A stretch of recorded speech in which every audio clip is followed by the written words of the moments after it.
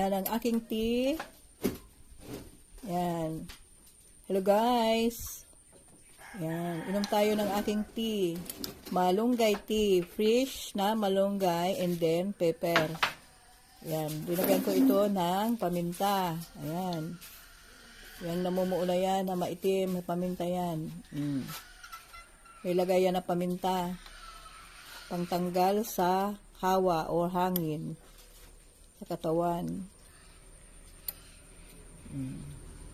Dahil maulan ngayon. Ayan.